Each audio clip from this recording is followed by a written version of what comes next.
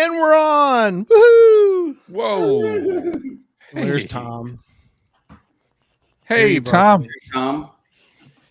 All right. Well, welcome everyone to show 700, 8th anniversary of Geocache Talk Network. Woo! Is this both show 700 and the 8th anniversary at the same time? Yeah. That is too cool. Talk about Yep. timing. Yeah. Timing's great. Yeah. And we're gonna get into when the first show was and all that good stuff. I've got some great videos to show and get y'all's feedback, and the most of the gang's here tonight, so we're gonna reminisce and toot our own horn. That's kind of tough to say. That's easy tonight. for you to say. So, but we're gonna do it. Oh, we got somebody else coming on. There's Charles.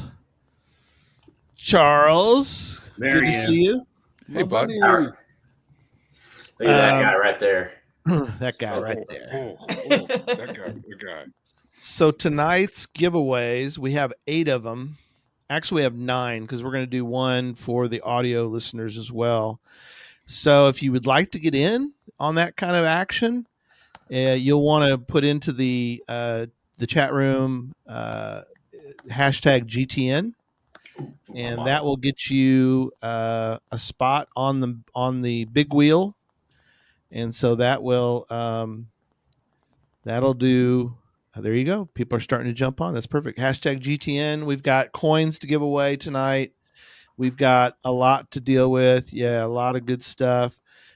We have just a slight bit of news. We're not going to go through all that because we have so much to talk about tonight about the 8th anniversary. So let me jump in, and we're in a different model. So hang on a second.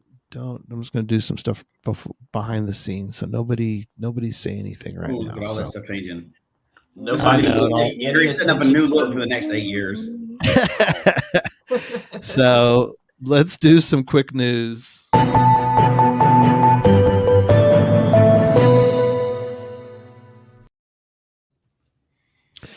So we wanted to talk briefly about Infernal Device that's going to be available, a special availability for those that come to Cache Fest.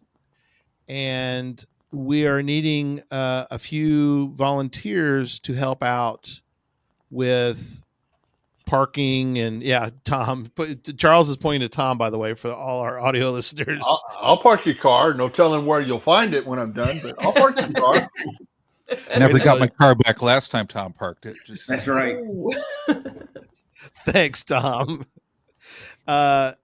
If you volunteer to help at Infernal Device, I have been authorized to show you a special coin that you can't get.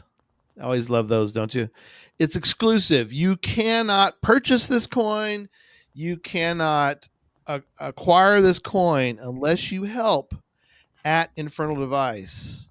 And here's the coin. It is a buzzsaw. Love it. What don't I know about this cache? Yeah. It'll make sense when you open the cache. Love it. And I think, correct me if I'm wrong, John, we just had a meeting with Cache Fest Central folk, and they said that if people do not show up and volunteer to help an Infernal Device, then you need to be ready to have these throwing stars chunked at you during the mega. I can confirm that was mentioned. I can confirm that I am fond of throwing stars in different ways. There you go. But I got to say, why wouldn't somebody volunteer to get this cool coin? That's the only way you can get it. It's the only way such you an can epic cache. You survived as a volunteer. Well, let's hope you survive. I mean, it is a crazy cache. Yeah, promise that you'll survive, but yeah. Yeah, you never know. Well, and I can tell you from having custom coins made that we didn't say anything about at CoinFest and gave those out to the volunteers. and then people who didn't volunteer saw them and were like, "Hey, how do I get one? How do I get one?" And I was like, I made 40 of them. That was it. That's all I minted. I hand stamped them. Like, they're totally custom coins. And you could only get them by volunteering at the event. And let me tell you, there were people who were offering people who volunteered like big dollars for these coins. So, like, I'm just saying, it may be worth it if you, even if you're not a coin collector, show up, volunteer, donate some of your time, obviously for a good cause. You at least now up front that you're going to get something in return for this. Absolutely. That you then may be able to sell later down the road. Exactly. Somebody who is a big time coin collector who, for whatever reason, couldn't make it to the event. Yeah. Right. So and it's a great coin, but it's also a bribe and a threat. We're just going to make sure we're clear. Yes. Yeah. It's a combo of we're bribing with the coin or we're threatening you if you don't sign up. So, and the truth is, we have to have volunteers or we can't run people through Infernal Device. And you hate to come all that way, be that close, and because it's at a private residence and you cannot have that mobbed. It'll shut it down. You can't have it. You have to have it organized and go through. So to get that many people through, we have to have volunteers or we just can't. The guy would have to shut it down for the whole week. There's no way other than if we can't get volunteers there. So we're begging and pleading for volunteers. Yeah, absolutely. So we're going to go ahead and do our first giveaway for those that were sharp and slick enough to show up at the very beginning of the show. And so we're going to start with them because we got a bunch to do. So we're going to, thanks, Julia. We'll put that, the link for sign up. It'll be in the show notes as well in Sign Up Genius. You can find the link on the mega page.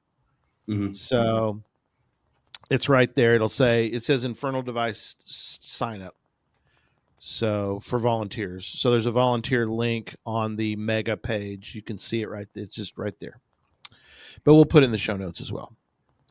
So tonight we've got, again, I got a bunch of coins to give away. And so we're going to do our first one now.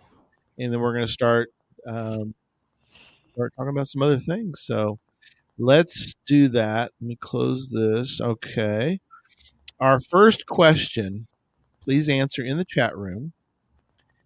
And it's going to be the date. What was the date of show 1? And if you go hunt for it, you can. But what was the date? And the first person that gives me the answer in the chat room. Do they need month, day, and year? Or what do they need for this date? For this particular one, we want just the day, whatever day that was. Like day and month. Month, day. Well, yeah, and they can guess the year because this is the 8th anniversary. So I got that. Just making sure. I know what format do you need it in because there's a lot of them coming in. Just want to make sure you pick the right one. You can't just say Sunday, K-Blast. By the way. No, you just did. I knew it. Sunday is not the right answer. Sunday in June. But it is the right answer. Sunday in June. That ain't gonna fly. Sorry, that is buddy. an answer. That ain't gonna fly. No, people are guessing, but it's not quite yet. I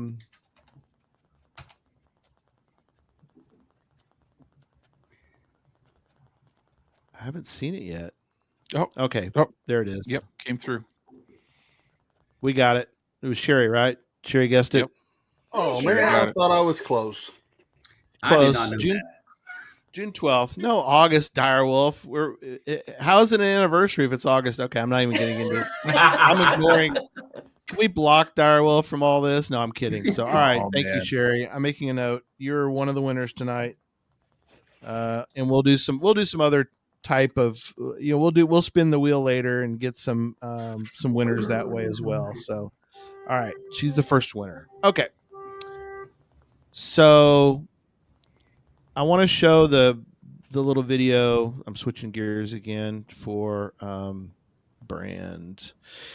and then we'll kind of get into the start of Geocache Talk. And I laugh at this every time I watch it, and hopefully you guys laugh along with me. So here we go, the beginning of show number 1. Here we go. And we're live.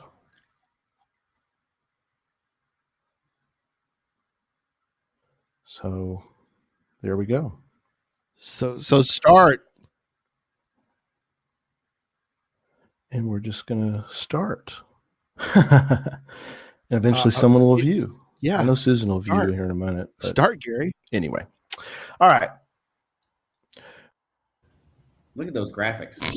Did y'all notice the TB code? Did y'all notice the TB code on the on the old school? The whiteboard. Yeah. I almost expected a chalkboard behind Gary. Black and white, to tell you the truth. Let me write this on a chalkboard. Yeah. Yeah, that was real high tech, wasn't it? So do you realize how long ago that actually is? If you think about it, like everything that's happened since then. My daughter is going into her senior year of high school this year. She was 9 when we started. Funny you should mention that, because that's my next long time ago. That's my next video. So let me show that one. We did. I want to break in a special guest here. Okay. Somebody who just walked in. My mom. Hey. Here's Miley. Miley, it's Gary, you know. Come on, Hallie. No, look, this is a special. They knew what I was doing here, so they made. Oh, I'm trying not to drop it here. Oh. It's my birthday tomorrow, so they showed up and with a birthday cake. Yay. Hallie, but they're all cashers as well, so that counts. My mom cashes too, and awesome. Hallie, put your face in here. Oh my gosh! Look how that little girl can drive and is already picking out colleges. That is messed up. Yeah. She didn't even have all of her teeth at that point. It was like she was missing teeth, I think, in that video. And whoever said, who was it? Direwolf said something about I had less gray in my hair. Thank you so much. I appreciate that. Yeah, appreciate that. No, it wasn't it's not his birthday now, Brian. That was a different show. It was the day before my birthday, so I'll take it. Thank you. I'll take it. Happy birthday. Oh, look at that. Yeah, thanks. Appreciate you with your less gray. I've had at least 15 birthdays since then. So yeah, he wanted to make sure and note that it wasn't. I'll sick Jesse on you. He'll fight for me. Gary's hair was less gray. Okay, that's a good observation. Then I appreciate that one. Oh, come on. Just say the kids were so young. Oh gosh. Yeah, they were so young. I don't know, but Jesse needs to get a bag of those volunteer coins. You could sell them and help pay for the kids' college. Yeah. Yeah. Nowadays, you need it. Yeah, exactly. So. So started the show 8 years ago, and it was right before Woodstock in Colorado. Mm-hmm. So one of the things that is on the audio side, I did an audio show only when I went up there, is I was standing in line at what was the place that you had the early package up? Yeah, that was right around the time where I decided I would never be involved with megas again. We had an early packet pickup at a restaurant, and like 200 people did a will attend, and like 3,000 people showed up. Yeah, it was insane. Yeah. And then complained that there was a long line. Yes, and yes. I was like, okay, this is not working. But yes, that was so we're in a line outside, and part of my job was just to go and talk to people and make them happy while they're in line. And then you were going around talking to people at that point. Yeah. And what I did was I left Susan in the line, and then I was like, I'll be back. And I walked around the lines, as y'all can imagine. The line went out the back of the restaurant over to the spot, and then the line snaked around, then back through the restaurant, around around the tables, strung through there, and around to the front, and all the way out the front door. Mm-hmm. So yeah, I was just there having fun. I saw it more as a big party, and so I grabbed Jesse and Christy and interviewed them, and that ended up being one of the audio shows. But yeah, that was the early beginnings. And somebody mentioned Cache and Release. Old Ravenclaw Tia, she's a great gal, and she remembers the days of Cache and Release. Yeah, she remembers when that was really the precursor to Geocache Talk. it was.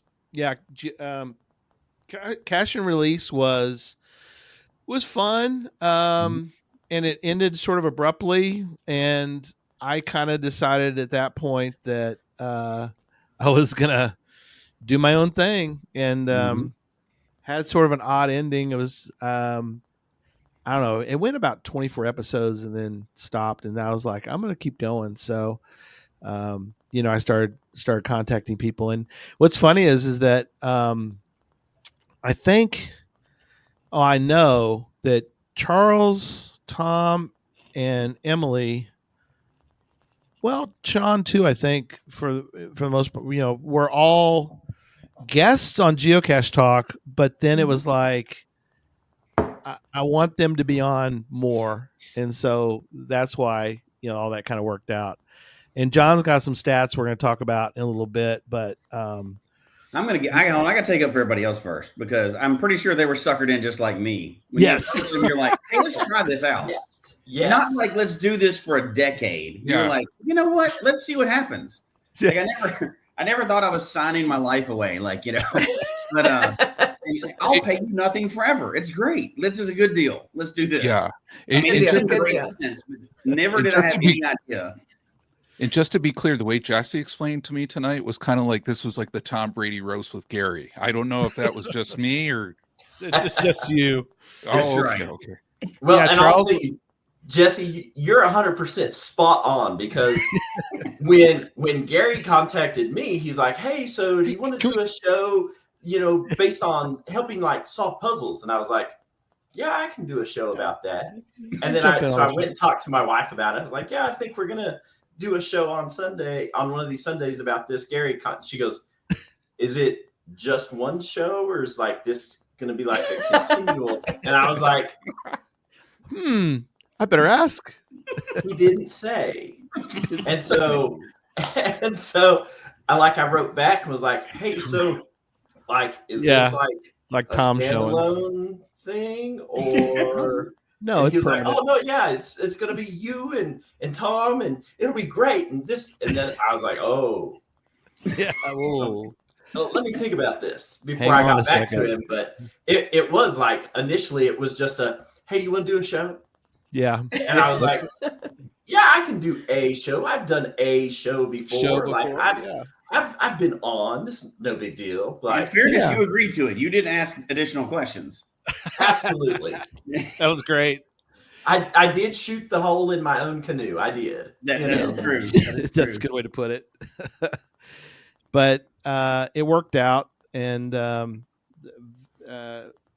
we'll talk further down about more that we're kind of going in semi-chronological order here. So we're going to talk about a couple other items, and we'll get into the other shows too, because they really boosted the whole network. We'll talk about that in a minute. But one of the things that Jesse was on that one I just showed, that was like show 18, and he got roped in a little later on. Him and Sydney got sort of brought in, and I've got a snippet of an episode that I wanted to talk about next, which was, there was during that time when we kind of got started, the first 50 shows of it. I had worked with the director for Treasure. If y'all remember, that's about the time that Treasure the movie came out, and working with Chris Williamson, it really worked out great. And I want to mention, because I hope everybody's seen the movie. I mean, if you haven't seen it, Oh You're yeah, gonna. We'll see it.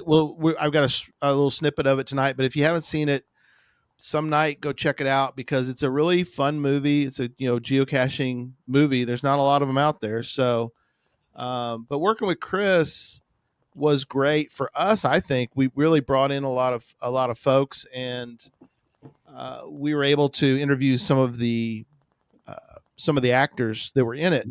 So I've got a couple that I want to show you guys, and I put together one little montage for a scene with Shanice. So let's roll that one.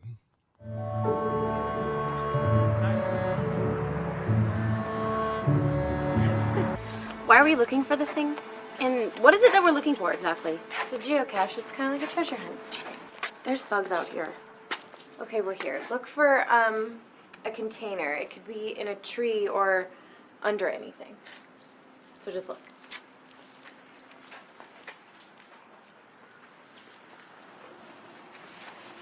Kind of boring. Not boring. Keep looking.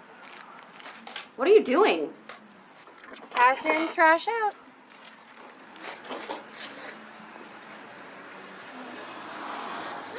There's a frog! He's not hurting you. Keep looking. I'm good. Thanks.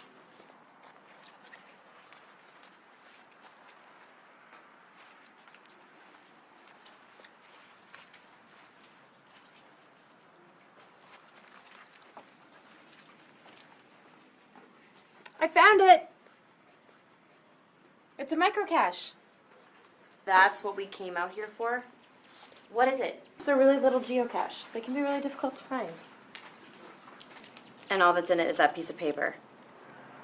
The fun is in the hunt, I guess. I'm tired and sweaty. Can we go? I mean, sure, it's not like I wanted to show you this really awesome thing that I've started doing.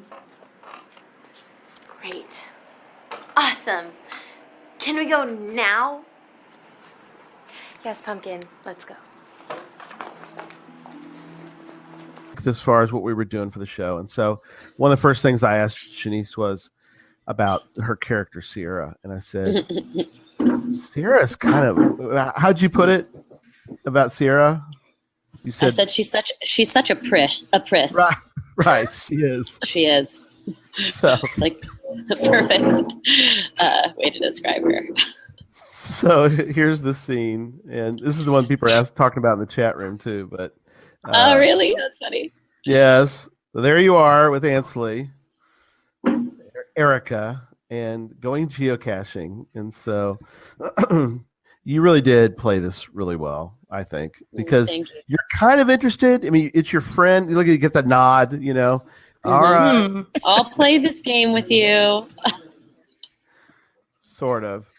Sorta. She does a little sea-towing. What are you doing? Cash in. And you're like, I love the look on your face. Trash in. What is it? Trash in, cash out? Cash in, trash out. Cash in, trash out. Right. The frog. Everybody loves the frog. People. I know, especially because it's like this tiny little baby frog, too. She like freaked out about. She's into it, and you're not doing any help. You're not helping at all. She just get her phone out to check the cords, and you're like, come on. Oh, see, you could have been looking for this. So we have better things to do. What are we doing? What is that? It's so tiny. What is that tiny thing? What's great about it, too, is you're not dressed for geocaching at all. Not at all. Not even close. You have like these big earrings on and these like I know boots. And what's funny is how unbelievably accurate that is. If people have taken other people out geocaching, that's very, very accurate. Hey, she wore camo. The mini skirt is camo. There you go. So that was a long time ago. That was, wasn't it? But it was fun, and guess what? It still holds up as accurate. We all have felt that pain of taking somebody, and we're like really excited to show them, and they're like, "This sucks. This is when are we done? I'm not picking up trash," and it still holds true today. Yeah, it was fun too because there came a point.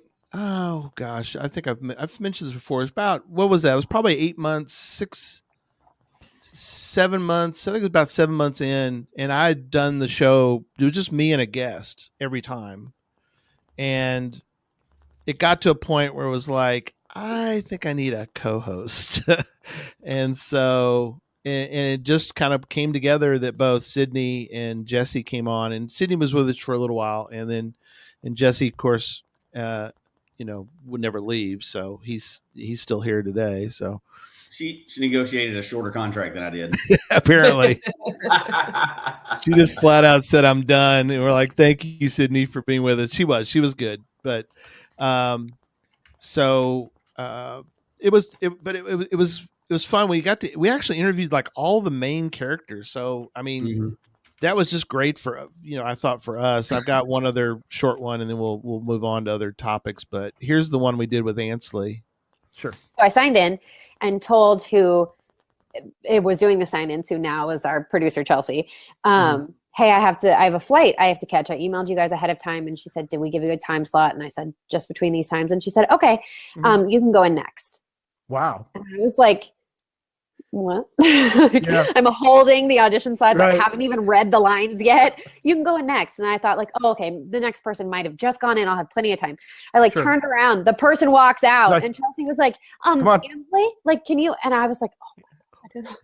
There's literally, this is going to be the worst. This is going to be like singing the national anthem all over again. I'm about to just like, this is going to be awful. And I went in and just let it go and just did it. And thank goodness I could pronounce all the words that they had written on that page. I didn't have to Google what anything meant. So like that was good. And then went to the airport and got on a plane. And the woman I was sitting next to, I like told her about it and was like, I really want this movie. And then when I got back, it was like a couple of days later, Chris called me and was like, we'd like to offer you the role. And I was like, oh, I will never do that again for an audition. Awesome. So, hey, Tim. Glad Hey. The most fun about that movie, not just interviewing the people, was we got to see, and I don't know how many other people did. I know Gary and I were there. We got to see it at a movie theater and watch people watch it for the first time. And then at the drive-in in Texas. That was awesome. That was just like one of the coolest things we've gotten to do.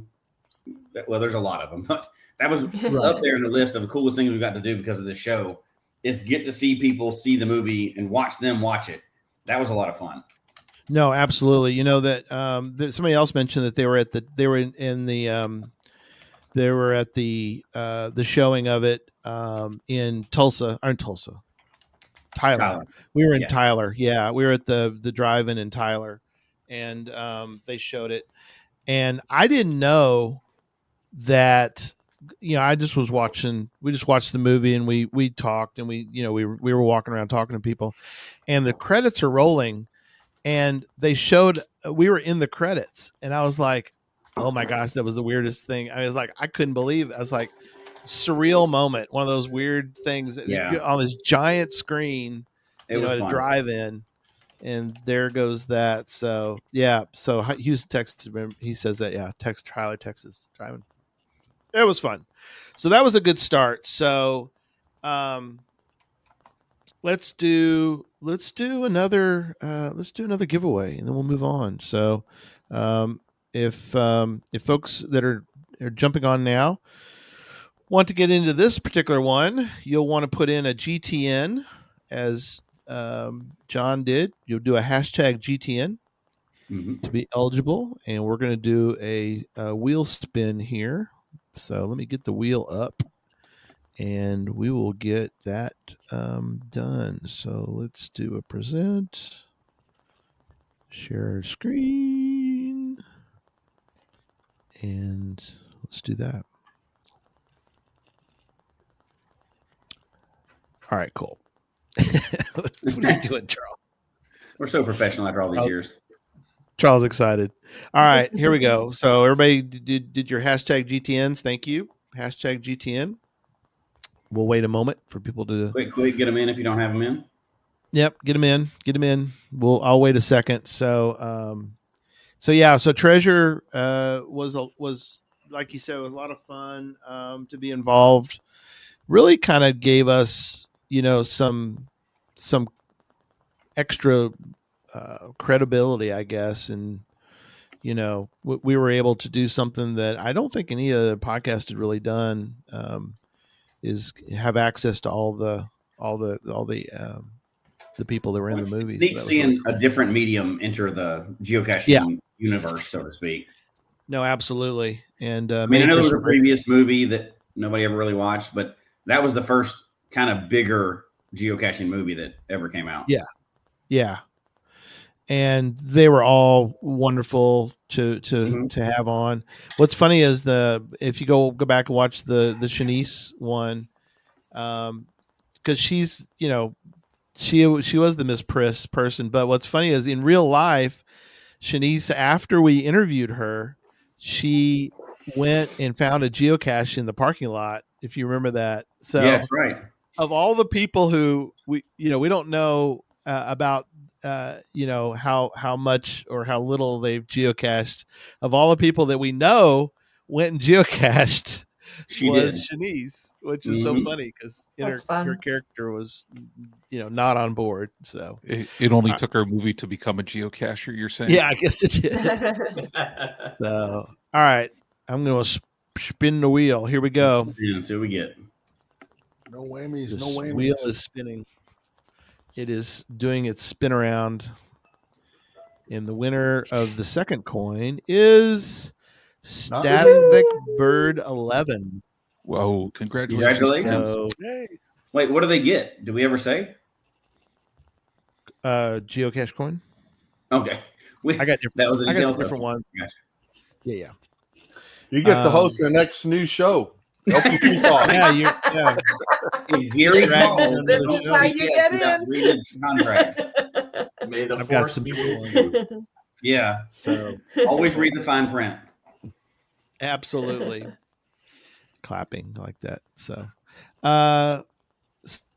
we got going, and we're doing shows. Things are going along, and it was 2020. I think we hadn't hit 2020 yet, but we were trying to remember the sequence here. What when do we do CacheCon? I'm trying to find that. That was 2020, wasn't it? Yeah, it was COVID. That was 2020. It was COVID. Yeah. Wasn't it January 2021? Yep. Yeah, and so we had talked about doing this crazy conference kind of thing. Yeah, that was a gamble. Yeah, boy.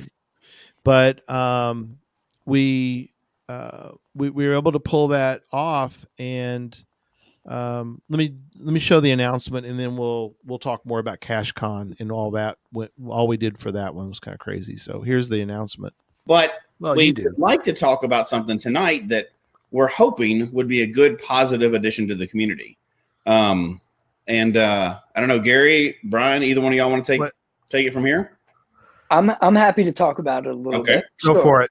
So we'll take a step back and just say that you guys approached us and you said, hey, we've got an idea. Everybody's on lockdown. This game has changed. We have an idea of something that we can do for the community. And we said, okay, what does this look like? What can we do? Do you want me to tell everybody? Are we ready for that? Yeah, go. Let's do it. Let's finally give the word. So, okay. Derek, I think's got a graphic we're going to bring up too. So go ahead, though. Go ahead, Brian.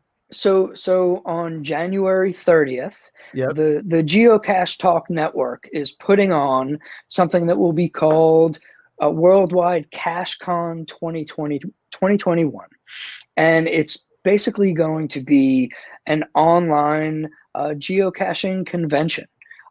It's not a mega event. It's not a regular event. There's no souvenirs or anything like that, but it's an opportunity for geocachers to get together and there's going to be a digital presentation starting at 10 o'clock in the morning.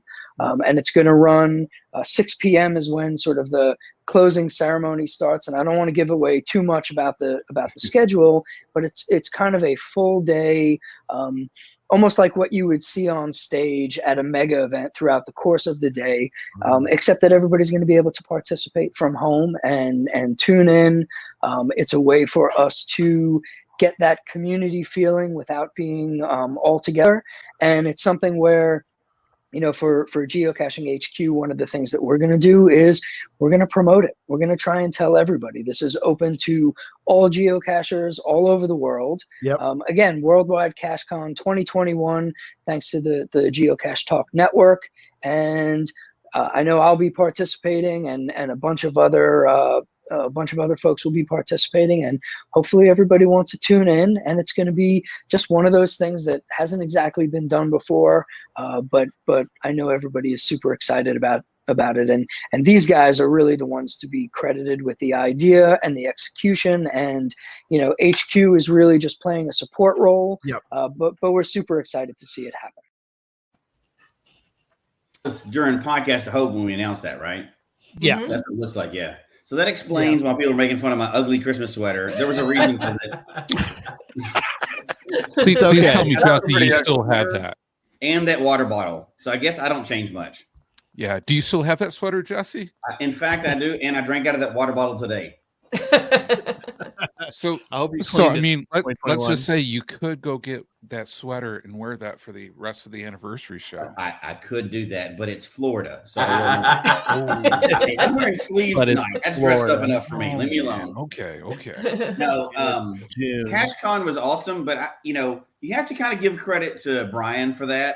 Like, if you're the leader of an organization and somebody says they want to like approach you and do this big thing that's never been done, you can either kind of go, good, have fun with that, or we'll support you.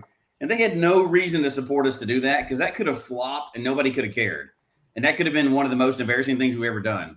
But they jumped right on board and clearly like were supporting us and did all the other stuff. And they had no incentive to do that. So I gotta give him props for that. Like, he's got to protect his organization too, but they jumped, and they have many times. They've jumped right on board with Podcast of Hope and everything else. But like, if you think back, like, yeah, it went great. And we loved CacheCon, and a lot of people did, and we got great emails over the years.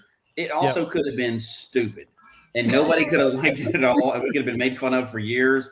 And they jumped right in and like, yeah, we'll get on and we'll advertise. They helped us advertise a lot for it, and made it. They helped make it as big as it was. And I was just thinking about that. Like, they did not have to do that at all.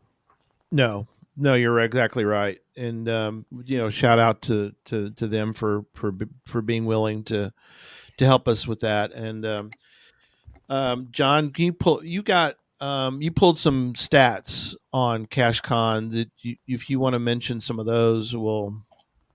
Yeah, absolutely. So looking at our most popular shows, and it's always cool to look back at, what's out there. The number one most viewed show on the Geocache Talk Network was Worldwide CacheCon. Yeah. And again, that was just such an amazing experience for so many people, especially during that time. And just to think, worldwide, there was 15,000 views of Worldwide CacheCon. That's crazy. That is and crazy. It truly was worldwide where people were tuning in from. Mm-hmm. Yeah, there was. Oh, yeah, it was. We had some trackables. We could tell where people were logging in from. And yeah, it was fabulous. And I even remember finding a geocache to the theme of Worldwide CacheCon. I was like, wow, this is amazing. Awesome. People bought into this and were excited by it. Yeah. People are still watching it today because we did, we couldn't do, obviously we're skirting rules a lot. We couldn't call it a mega. He covered that. We couldn't call it a mega. Couldn't actually do a souvenir at the time for it. So we did a souvenir. The only way we could do a souvenir is we did like a digital thing for people to put on a profile that was tied to a trackable that we did. And the trackable just happened to be one that we pulled out of my inventory that I had. I still get logs on that like weekly. Wow. People are still finding that now and logging that souvenir trackable. I get them at least once a week. I get one. And it's been so many years since we did that. And people are still finding like, I found this on YouTube. I always read those when it comes through. Found this on YouTube. CacheCon was fun. Wish I'd have seen it live, and it's years later and they're still finding it. Yeah. That is awesome. Yeah, it a lot of work. I mean, shout out to Derek. Derek unfortunately can't be with us tonight. Chad's going to be on here in a little bit, but yeah, Derek's unfortunate. He's got family stuff he's taking care of tonight. So, but he did so much work because if you remember the way that if y'all remember the format was it wasn't really live. There was a few snippet times that was live, but most of it was just recording, interviews. Emily had her interview, and we took those, if you remember, and so we put them together almost like you would a broadcast, like a TV broadcast, and then we had commercials. We would snip in these little commercials, and we would then have the next show, and we didn't really have any break in that 8 hours or whatever we did, 6 hours, I guess, of, and it was just one after the other, and then at the end we did the whole Travel Bugs concert, Mhm. That he did at the end, Which was awesome. Yes. Yeah. And somebody mentioned earlier about how, Bell on the Move mentioned his first introduction to the Travel Bugs music. And so, yeah, he was willing to do that, and he just did it. Again, he did a lot like a live show, and he just would play he played all these songs, and so, yeah, it really came together well. I mean, it really did. We didn't test any of that crap ahead of time either. No, that was the first time we'd done any of that stuff. Was that night? We had no idea whether that was going to work or not. And the crazy thing was that. I clicked on some of them for Derek. I mean, but all that had to be done prep. But Derek was sitting there just waiting, and then when that one would finish, he'd click on the next one. It was like it's not automated, nothing. It was all manual, done. We just clicked on each one of those and showed them. And it was, I mean, it was great. It was so much fun, and yeah, I mean we still have some of those out there too. Let's see if I can find one of the commercials real quick because it was insane. Man, I can find a real short one. Let's see. That was the biggest gamble we had taken up to that point too, as well. Oh yeah. And you know what I saw? Go ahead. I'm sorry. Go ahead. Well, this is a little off track. I saw that for Podcast of Hope, our goal was $8,000 that year. Yeah. Yes. So that's just one other way we've taken bigger and bigger gambles. But oh gosh, and I know we're going to talk about Podcast of Hope, but while Gary's pulling that up, we will. I mean, and that goes without saying. We'll all have the same opinion. Podcast of Hope is the best thing we've ever done. I mean, it's the most meaningful thing we've ever done, and we talk about that a lot. So I'm not going to, and obviously I can talk about that for 6 or 8 hours. But CacheCon was the first big thing we kind of boosted. We had no idea what kind of reach you could do with a small show like we're doing, right? And a small audience and a niche hobby or whatever. There's a lot of people that respond to it. And then that kind of boosted each year. A Podcast of Hope just kept getting bigger and bigger. And it kind of feels like one of those, like we're riding the train, or the horse and carriage, and the carriage is busted and the horse is just running away. And we're just like, well, we'll just hold on and see what happens after this. So it continues to keep going like that every year. So, but can you complain? We're raising money for St. Jude, so I can't complain about that part. Oh yeah. Yeah. Well, and we had talked about that kind of behind the scenes about, hey, this CacheCon may be just a horrible flop. And so just bear with it. We're going to get through it. And if it tanks, then hey, we're just going to sweep it under the rug and act like nothing ever happened. Mm-hmm. Exactly. We're on, and there are cachers in Europe, in Germany, in France, in Spain. We had cachers in the US. There were cachers in the middle of the night who woke up in Singapore and Australia and New Zealand to watch from the very beginning. Like you were like, they because they're a day ahead. They took the day off of work to hang out and do this. And that was kind of surreal, when you're sitting there watching in the hour in and you're sitting there counting the number of countries of people who have chimed in, and you're in the double digits of because we asked people in the chat room, hey, tell us where you're from. Mm-hmm. And you would get just, there was France and Belgium and Germany and Singapore and Australia and New Zealand and just about every state across the U.S., Canada, Mexico. And then you're like, this is turning out to be. This is a little bigger than I thought it was going to be. But I hope we can live up to whatever all these people are expecting, because, like Jesse said, we really had no idea truly how well that was going to go.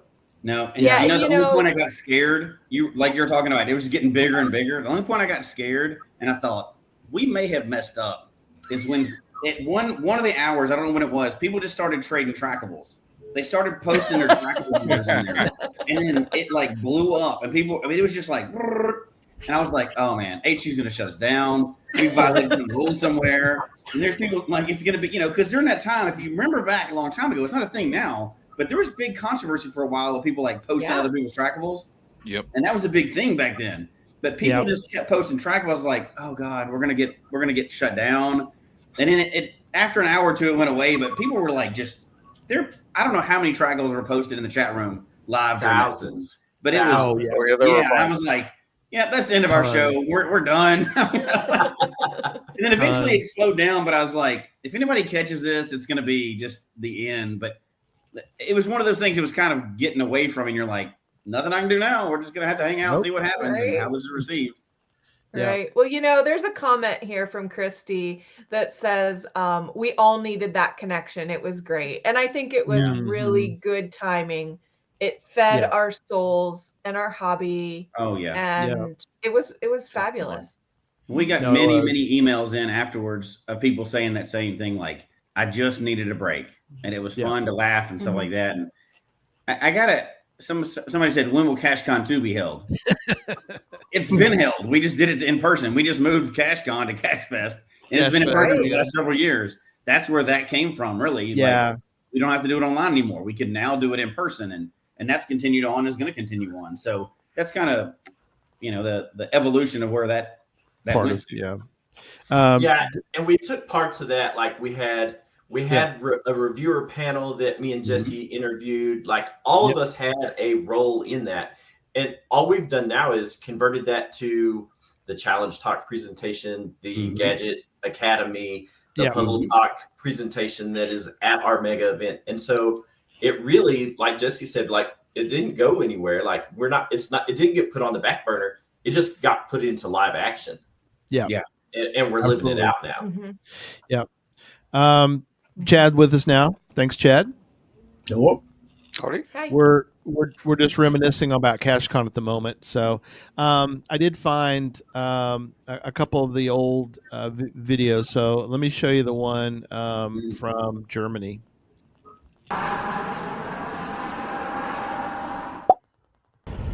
Dear attendees of the Cacheathon, my name is Daniel and I would like to show you around how geocaching in Germany is like. We Germans are crazy about geocaches. What we do is, for example, we build geocaching phone booths. This whole thing is actually a geocache. Isn't that amazing? I show you another example. We also turn whole shop entries into great and huge geocaching logbooks, like this one. This whole entry, this wall, and this wall is a geocaching logbook where you have to put your GC name with Lego bricks on the wall. And they're inside of this safe. Yeah, and then here's one from Spain, Adolphus. He's good.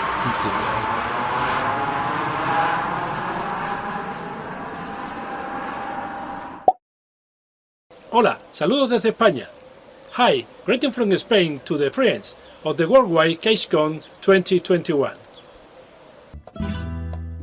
Spain is a country where you can find mountains, beaches, and a great cultural wealth due to the passing of the centuries and the number of civilizations that have passed through here.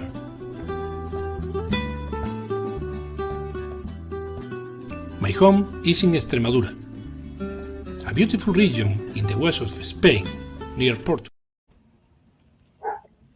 I don't know. I almost forgot about that map. That map was awesome. I loved that. Yeah. Charles, you found some caches in Spain, didn't you? I have found some caches in Spain and in Portugal. Yeah, this last year we took a cruise, so we didn't even realize it, but it was at the time Carnival Cruise Line's newest ship, and it was their maiden voyage. But we flew over to London, and then took a bus down to the port, got on and went through the English Channel, the Bay of Biscayne, and then had a couple of stops in mainland Spain, stopped in Madeira, which is a island chain off the coast of Africa owned by Portugal. We stopped in another island chain that was owned by Spain, and then did like 12 sea days across the Atlantic Ocean and landed in Miami. Yeah, absolutely crazy. It was an amazing trip, but the geocaching in those countries, just like geocaching in other countries around the world, it took you a few minutes. Like the hint maybe, for Jesse, right? It's typical Florida hide. Well, they said that the same thing for the caches in Spain. And I was like, well, what does that mean?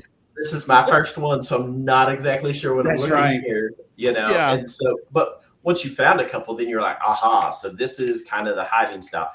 But super fun to, see some of these people who had, posted up in regions and were part of CacheCon with us, and then be able to go and visit their countries and see what geocaching really is like in those countries is truly, a blessing. And I highly encourage you, if you have a passport, use that thing, get out of the country, go places, see things, do the thing, and don't, if you got the time and ability now, do it now. Don't wait. Go. Yeah. Have fun. Run with it. One thing that's really cool about geocaching, and all of us live in the U.S., but not everybody listening lives in the U.S. And it's hard to, or it's easy to forget that it's not just in your local area. It's fun to remember, like, oh yeah, this is a worldwide game, and we have connections with people all over the world just because of this game. And it's so easy. Anywhere you go, whether it's Spain or whether it's any of these other places we mentioned, if you meet a geocacher in any other country, you instantly have a friend. Yeah, you have somebody to connect with just like that. And you can talk all day to a geocacher from anywhere, and you're going to instantly have a friend. So Worldwide CacheCon is one of those things that helps you remember, like, anywhere you go, we can play this game. It's not like a game we can only play locally, wherever your locally is, right? You can go anywhere. Yeah. You've got instant people to hang out with or jump in a car with and do stuff all over the world, and everybody's just playing that same game. Yep. So we're going to do another giveaway in a second, but I want to give people a moment to put in hashtag GTN if you haven't. If you've done it once, you don't have to do it again. Or so you that's can. Fine. Okay. You can if you want, but it doesn't matter. You only get one entry. But yeah, if you haven't done it yet, if you just joined, please put in a hashtag GTN and you might win a coin here in a moment. Mm-hmm. But one of the things I want to mention as far as when we're talking about CacheCon and our international listeners, as well as our local listeners, but for the international, I did some searching before this anniversary show, and I found some, I think they're kind of interesting stats, pardon me, and I'm going to read you guys the top countries that listen to the Geocache Talk Network. So obviously United States is obviously, we're a US based show for the most part, so that makes sense. Some of these are interesting though. I'll get y'all's opinion on some of these, but number 2 is Australia. So shout out to all of our Australian, our Aussie listeners. 3 is Canada. So thank you, Canada. 4 is UK. All English speaking so far. Yeah. Here's interesting. Here's where it gets to be kind of an interesting. Those are all fabulous. We love you guys. We love all our audio listeners all over the world, because we have people in some. There was some crazy countries listed. It's like, thank you so much, Kyrgyzstan and all this. But Next one is Denmark. Denmark is number 5. Cool. Yeah, I thought that was kind of interesting. And number 6 is Germany. So obviously, a lot of Germans geocache. So next was Sweden. I like that. I do too. I would not have guessed. If you would have quizzed us on this, we probably would have gotten these wrong. Right. Yeah. Absolutely. I think that some of them are. I mean, the next one, New Zealand. I mean, that kind of makes sense. Makes sense. Yeah. Yep. Then Ireland is next. Then Switzerland. Okay. And these aren't per capita. I mean, these are some of these small numbers. some of these small countries have a exponentially amount of people. Next was Norway. So that's cool. And then Spain. And then Netherlands. That's where I kind of stopped for that. But it goes on. There was the list continues, but I thought that was neat. I mean, we really have That is really neat. I would love to hear from more of those listeners. On Challenge Talk, we want to hear about your challenge finds. Yes. And one thing I love about that is how it inspires others to hide a challenge cache and put their own twist on it. I would love to hear what challenges are actually like in these other countries. So that's send them our way. Yeah. Yeah. So here's a quiz question for Gary, and you didn't prep for this one because I didn't tell you ahead of time. So how many of those countries, those top 10, that was 10, right? 13, but yeah, go ahead. 13. Okay, that's close enough. USA doesn't count. They don't count. Obviously, USA number 1. Woo! But that's not the point. How many of those countries have we had cachers on that live in those countries? Oh my, good question. As guests? That is a good question. A lot of Australia. Obviously. We had Australia because we had on Germany, obviously, Canada, obviously, UK. We had UK. We've had Owen. Yeah. Owen what about You'll call too? We've had shows with folks in Germany. I don't know about Switzerland and the Netherlands. That's the two that kind of stumped me. Yeah, I don't think we have.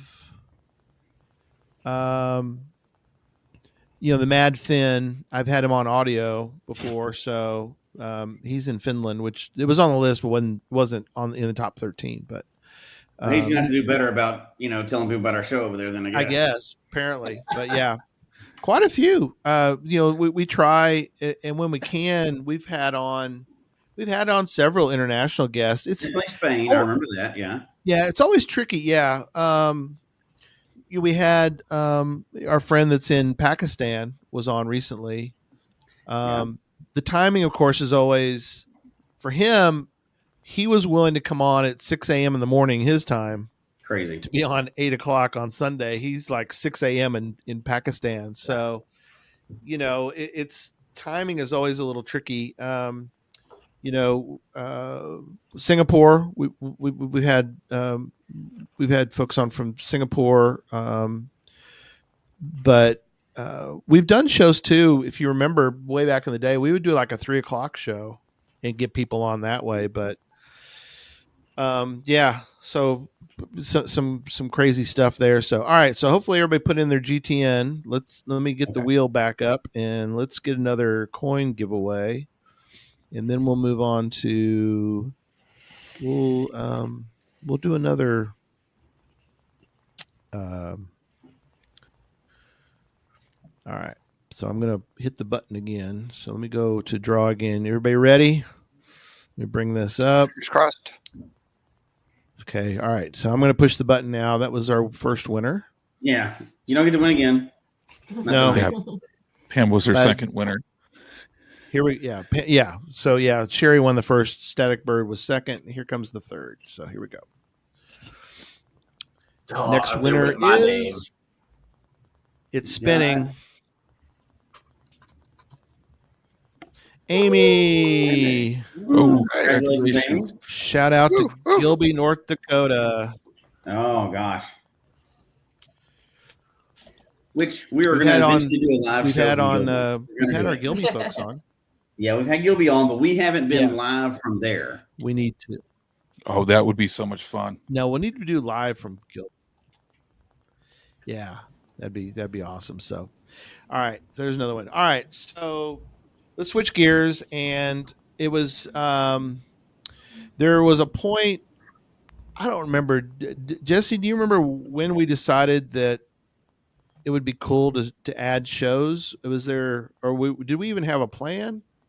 Act like we had a plan. We have a plan. Plan? We don't even have a plan now. We have a plan now. No, we didn't.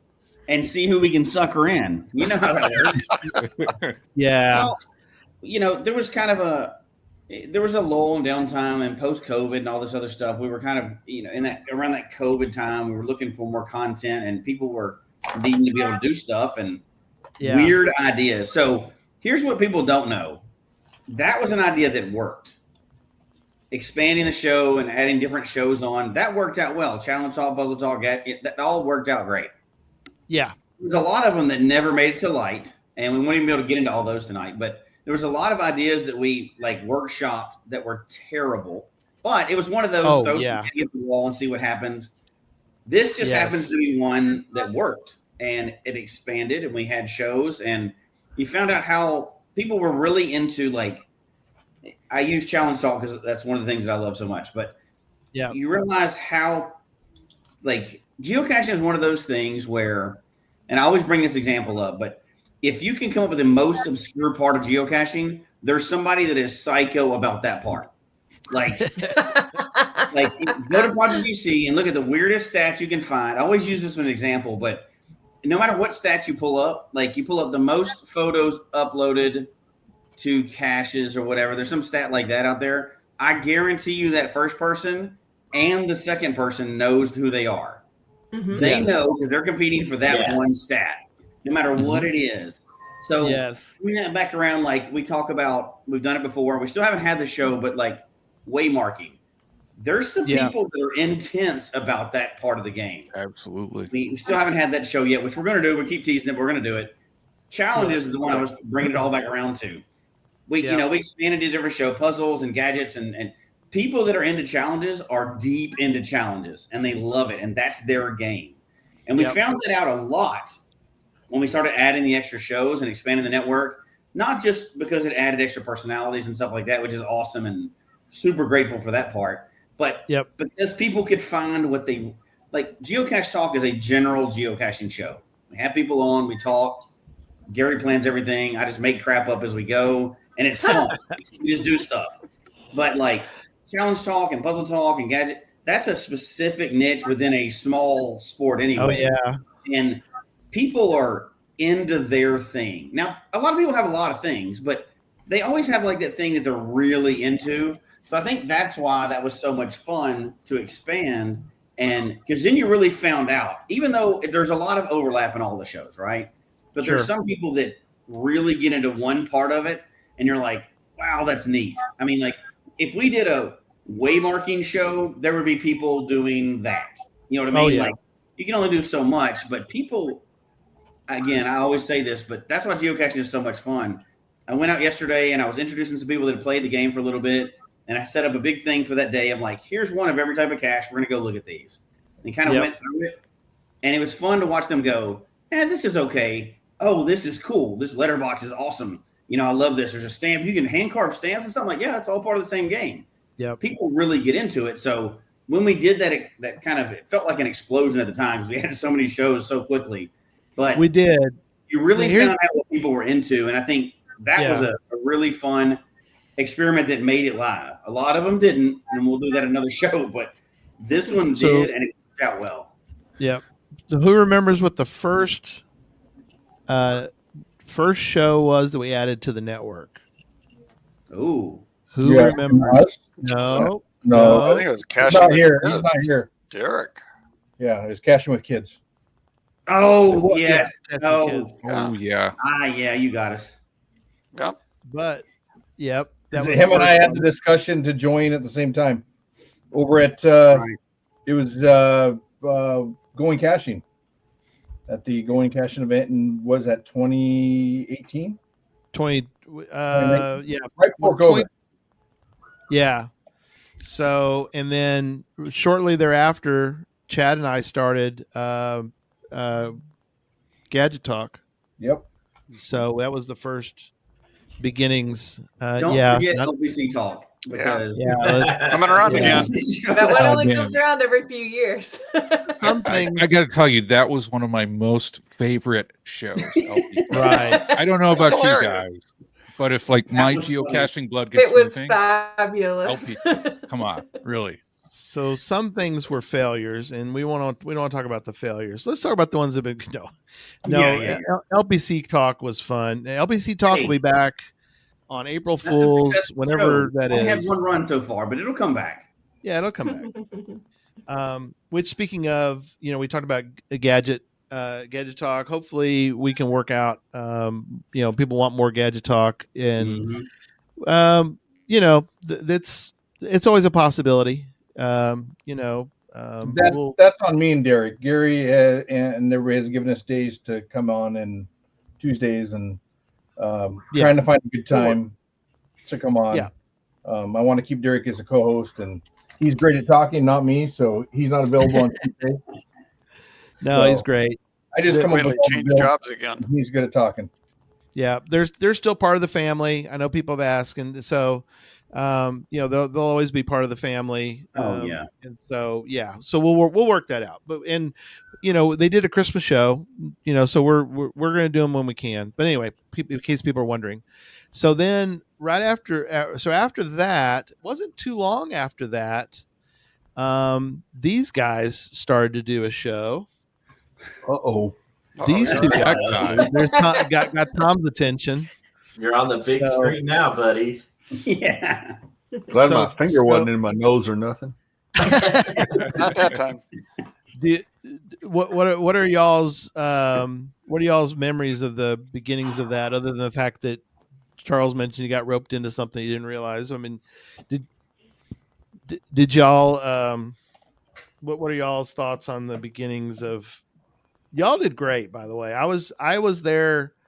As I told them before, it's like, you kick me out whenever you want, but I just love to be there and listen to them and learn. Cause to me, those were good times. We've had some great times on the show. It's kind of crazy, going to events and people recognize who you are, and you stand there and you're like,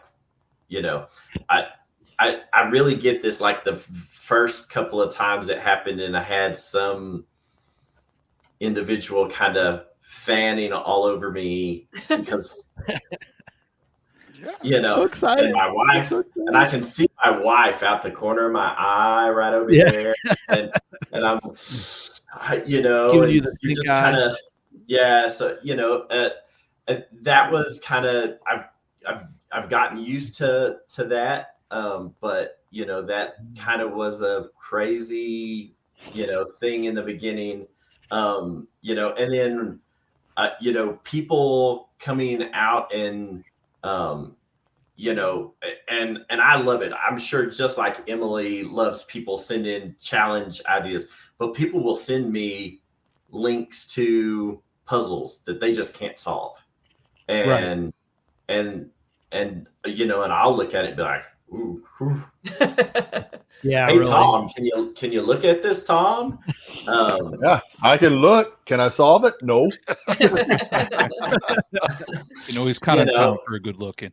And so we had a good time with it, but I didn't know how long it would, I kind of was told Tom, I was like, well, I'm here till they ask me not to be, and we still, pull out a show, we pulled back from, twice a month to the first Tuesday of the month. And that has worked fabulous for us. And I think it has worked well for the audience that follows us, but it's kind of crazy to, I've sat in and watched some of the other shows, and you're like, oh, you notice people's names in those shows that show up regularly because challenge talk is their thing, or gadget talk is their thing. We have that same group of people who show up religiously for puzzle talk, and that's their thing. And and when you sit there, like, Tom had a puzzle solved from way back in the day, before you don't have to tell this story. And he's like, man, I got the answer, but I don't remember how I got the answer. We said it on the hey, if you figure out how to do this, hey, send Tom the notes so he can put them in the cache page. And before the next morning, I had a cacher send me the answer and say, hey, this is how you do it. And I sent it to Tom, and he was like, oh, yeah, that looks right. But I was on the right track. I just couldn't remember the details. But it has been great. I mean, I remember, even early on, I think we got the shirt going, right? The shirt puzzle. Oh yeah, the puzzle shirt. Yeah. Oh my gosh, that was awesome. That thing drove people nuts for right at a year. Yeah, finally, one of them. Finally, we got somebody solved it, and we sent them so we had 2 packages. The first person to solve it and actually send a correct answer, if you couldn't actually go to the location, then we would send you a package of things, and we sent that off to Dire Wolf. He correctly answered came up with a solution.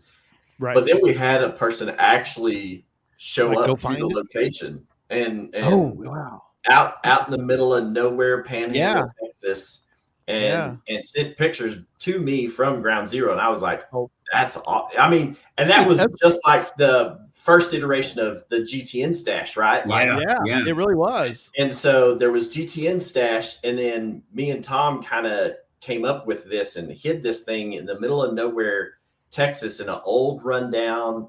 It was a basketball facility out in the middle of nowhere where rural communities would come together and play away games in this like centrally located old basketball stadium. And the roof had fallen in, and the floors were all rippled, but we got that thing hidden in there. And about a year after we created the shirt, somebody actually solved it and made it. And I still have people, so I'll still wear that shirt, and I still get people who ask me, hey, so how do you solve this?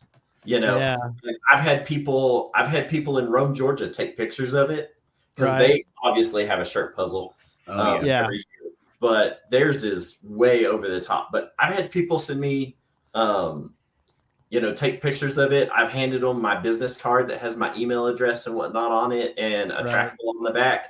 And then lo and behold, like 4 months later, they'll send me a message, be like, I have been looking at this for hours. And I can't make heads or tails of it. So, that was a fun little mini side project that we had. It was. And that blew my mind because I could never figure that out. And then it turns out they hit it in the town of Texas where my grandfather was born. Whoa! Yeah. Wow. How insane is that? Yeah. That's crazy. And then that's where 2 farm to market roads come together. Yeah, train tracks go through, and that's why he was there. That's awesome. Yeah, that was so much fun. And then not too long after that, we started a little show with Emily and with Jeff back in the day. So shout out to Jeff. I don't know how that happened, but I came along and everything was established. So I don't know if it was all Jeff or he collaborated with you guys, but Jeff created so much. He was great. Yeah. No, yeah, he was on top of it. He had so much creativity put into the format that we're still using. So I was just shocked and so excited to be asked to be a part of it. And I remember it just happened so quickly. I was away for the very first show, so I'm like doing it in an unknown environment. If you guys remember, my dad's in the background taking pictures. He is. That's right, he was. He was. That was so cool. He's walking around back there. Yeah. So it was a whirlwind, and it's been a wonderful time. Yeah. Yeah, y'all have been great, and then Tim didn't miss a beat jumping in and being a part of it. And again, we put them all out. They all kind of came in the same year, and they've all done wonderful. All the shows have been great, and they do really feel, to me, they're perfect because they fill these great. To me, they fill a great podcasting need that really I don't think is really filled anywhere else, and so they've really been perfect, And I don't know, Tim, have you had anybody other than for Challenge Academies? Of course, people are. But have you run anybody in the wild who it goes, oh yeah, I love Challenge Talk, or are they usually at events? Oh, absolutely. No, we, and in fact, Emily and I have this little game that we came up with, and you can see it in our nameplate where, if you see Emily, it's challenge accepted. And if you see me, it's challenge completed. And we've got just little trinkets, but that's cool. I met a cacher today from Canada, Carney Gruel, and he's hidden 500 some challenges out there, and we were talking challenges and on the river today. We were kayaking, and it was so much fun. And we did an event last night, and one of the attendees at the event was like, are you a podcast host? Can I get my picture with you? Like, well, yeah, as far as I know, I'm a podcast host. Sure. Yeah, of course you. And I said, do you have a challenge? She, how do I get a challenge talk item? I said, well, you know how to do that by listening to the show. Yeah. So when she came up, she didn't know what to say. And I'm like, well, you're not really a listener. So another young friend next to us, I said, Geocache, I said, you watch the show all the time, right? He goes, oh yeah. And I said, so what do you got to say in order to get something? And he goes, challenge accepted. And I said, no, it is accepted, but no, that won't work. And he came up with it. And when he came up with it, I gave him the little trinket thing. And the gal next to me is like, but I said challenge accepted. I said, that's not the right word. And then she came up with again, and I gave her the little treat. And it's a sticker, and it's a card that says we're on Tuesdays at 9:00 and a button. And she put the button right on and took her picture. That's awesome. So, yeah, I mean, the challenges are so much fun, and I'm with Charles. Woodstock was just incredible because I've now had more and more people saying, "I know you. Why do I know? Where is that? You? Yeah. Where's that from?" And yeah, it's and you know what? Another angle on things. Like you said, Jesse, people who listen to some of our shows are so into the topic. Non-geocachers will find out I have a podcast, and they're like, "Oh, let me watch." I'm like, "Well, be warned, you might not understand anything I'm saying." So I would be happy if you tune in, but maybe you'll learn something. Yeah, that's fun, and it's funny to see, and I've seen people already talk about it here, but we've talked about it before.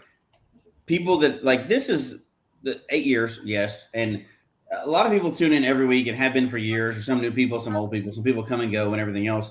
But it's funny, I've heard stories of people like that have been in the chat room over the years, and then they end up meeting at events somewhere, and they feel like they know each other, just like when we meet them. I love that part of it. Yeah, that's awesome.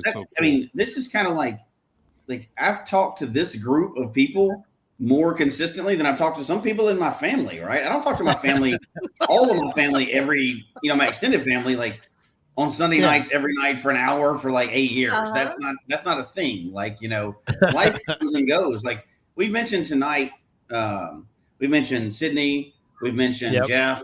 We didn't mention Zach yet, but Zach. Yep. Zach was on. People have come and gone. They're still part of the Geocaching Talk family, even though they have other life things going on now. It's not like there's any bad stuff going on. they're still our friends. We still get to talk to them and everything else, but it's a big commitment for all of the people here to be doing this for this many years straight. And like life and jobs, we talked about earlier, jobs get in the way of, that's important. Life is important.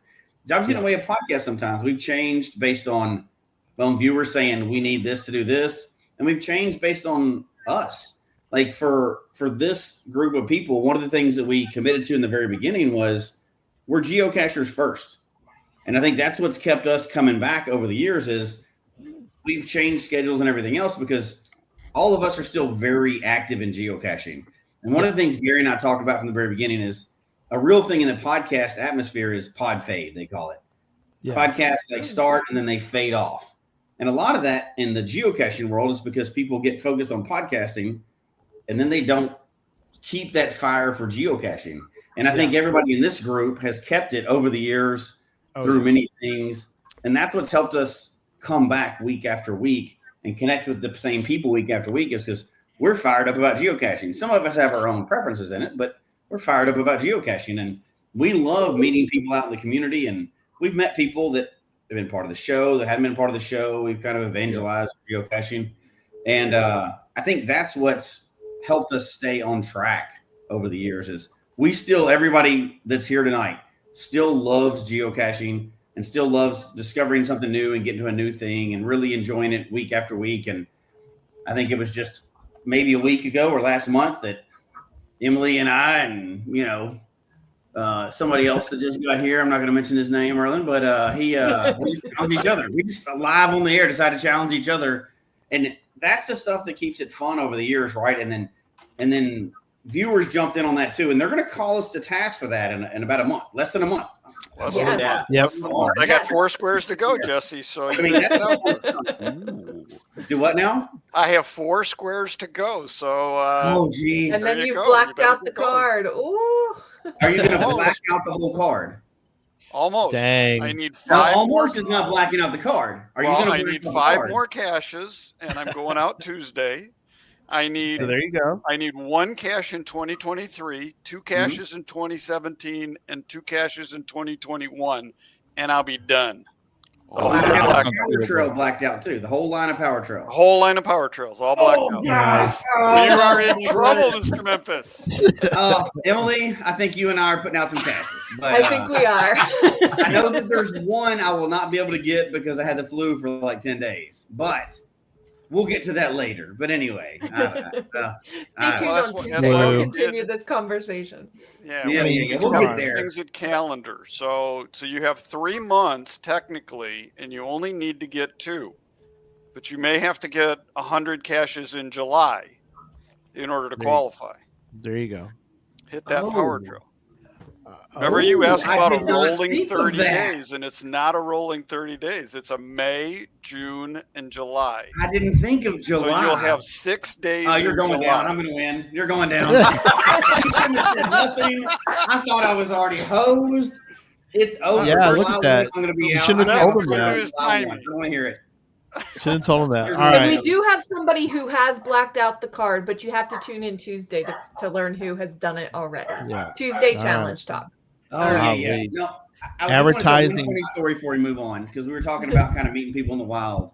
Did I ever tell the story? And I'll tell it real quick, and I don't want to take up much more time.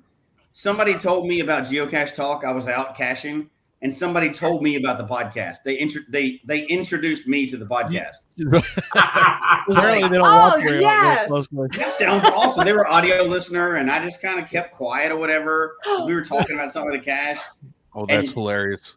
And I was like, that sounds good. I'll check it out. I never told him a thing. I love it. That's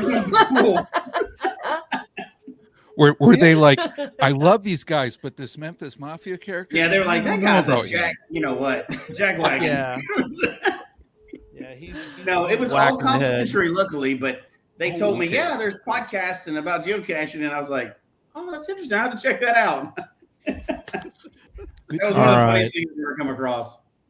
Let's give away a couple coins this time. Yeah, we got to. So hashtag GTN. If you haven't done it yet, put in your hashtag GTN. We'll give you a quick second while I'm pulling that up.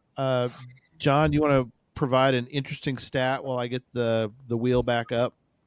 Yes. So we all know we have this YouTube podcast that many people are watching live or sometimes watch recorded, but actually a lot of our views come across on the audio podcasts that are downloaded, including through Podbean. Now we have over 320,000 downloads of all of our podcasts that are out there, believe it or not. Nice. Which is pretty crazy. But the number one most downloaded audio podcast, any guesses which that one is? Most downloaded audio.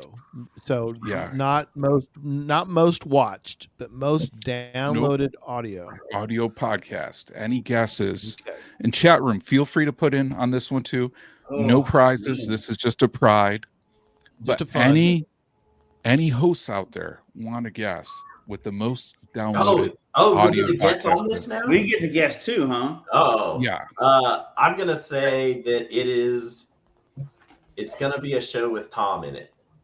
It's a puzzle talk show. Puzzle talk? No, not a puzzle talk. I'm going to say one of our space guests, space-related guests. No, that would have been a good one. Space guest. Very good guest. Not a space guest. Yeah, we had on. We had on Dr. Beagle when we talked about the rover. That was a cool show. I don't want to get. We got so much to do still. So I gotta say on this one, this is a well-known author in a magazine that geocachers like to read, and this is the last clue I'm giving. Magazine. Oh, that's Tom. That's As I understand it, Tom's been in FTF magazine more than Spartacus has. Well, I'm gonna say you guys are right. I think on both counts, and the number one most downloaded audio podcast is Show 165, Electric Water Boy, the Puzzler. Wow. Way to go, Tom. See my head getting bigger. Yeah. Girl, bring the pen. You need to pop my head again. I was about to say, go get Cheryl and tell her that you're Oh, that's a great. Oh my gosh, that's awesome. All right, that's my co-host. That's my co-host. That's right. All right, let's do a couple. All right, here we go. Because actually let's do 3 because we're kind of getting behind time here. So. Okay. All right, we're gonna give away 3 coins. So, John, are you ready to write these down for me, sir? Yeah, let's do it, Gary. We need. All right, here we go. Next winner in our coin giveaway tonight. The wheel is spinning for our audio listeners. To let you know what the heck we're doing. Yeah. And the winner is Judy Vaughn. Judy is a lucky. She is a very lucky Geocache Talk Network. She gal. is lucky, isn't she? She is very lucky. Is. This, by the way, is a StreamYard app, so I don't have any control other than pushing the draw again button. So if people want to know, I'm not stopping anything anywhere. I push the button and I can't do anything else. So if everybody will, just to let people know, there's no shenanigans going on. All I can do is push. It's rigged. It's not rigged. All right, here we go. Here's the next one. Wheel spinning. I can't do anything. I can't stop it. I can't do anything. The app does all of it, which is great because I don't want to be in the middle of any of that stuff. Strike 2. Ooh, that's a cool path tag. Winner. Good deal. That is a cool path tag. 5 winners now. That is a cool path tag. All right, let's do a 6th, and then we're gonna talk about another topic here in a minute. So, and I got a couple of videos. So, we're going long tonight. It's the 8th anniversary, and the winner of the next one is. I saw Tom's name in there. You can't win, Tom. No. Oh man. No, Tom, go. I am such a nice guy. No, draw again. Come on. Let you draw again. Draw again. I'll let you draw again. No. But it has to be a puzzle talk. Thanks. Thanks a lot. There you go. There we go. That's how do you say that? I'm trying to remember. Soccer kicks. Soccer kicks. Yeah. Soccer kicks. Yeah, Congratulations soccer to kicks. Tabitha. Yeah, soccer kicks. I'm sorry, I drew a blank for a second. Yeah, soccer kicks. You're a winner. That would be Good. my excuse too, Gary. Good for you. Yeah. That was there was a brain moment there. Was like, I should know that because I've written some of these down, like, and so I don't have to like try to figure it out. So I actually, she's in my patron notes. It's like soccer kicks, and then in parentheses I put soccer kicks. That way I don't have to think about it. All right, so a couple more short little snippet videos I want to show of things that have occurred over our 8 years, because we've had so many great moments. And so here is another one, and I'm gonna play it, and then I'm gonna explain a little bit about it. So let me play it first.